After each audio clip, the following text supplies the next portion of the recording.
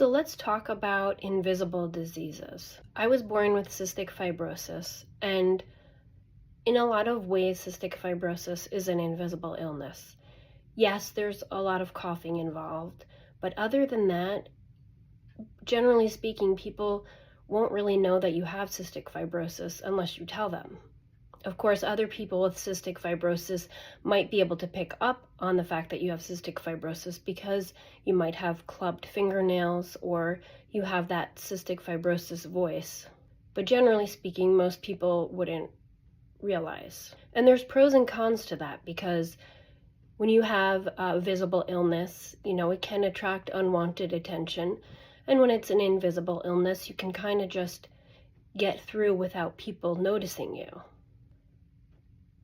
Cystic fibrosis sometimes isn't really visible until the end stages when you really can't get out of bed and you're coughing up tons of mucus and you're wearing oxygen and things like that. In fact, even when I was very sick, and this was probably like a month or two before I got my transplant, my doctor, when I was in the hospital, told me, if I didn't know you and I just saw you on the street, I wouldn't even know you had cystic fibrosis. I wouldn't even know there was anything wrong with you. And that's also because for some reason I felt like I had to get dressed and I had to do my hair and my makeup, even though I couldn't breathe at all. I was like, I have to do these things.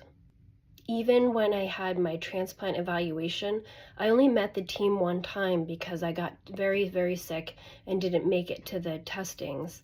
But when I went for my double lung transplant evaluation, the doctor there took one look at me, and yes, I was in a wheelchair and I was on oxygen, but I had my hair and makeup done and I was dressed nicely, and he was just like, I don't think you're gonna make it to the transplant list. And I just lost it, crying and saying, I want to be alive and things like that. But yeah, invisible illnesses definitely have their pros and cons.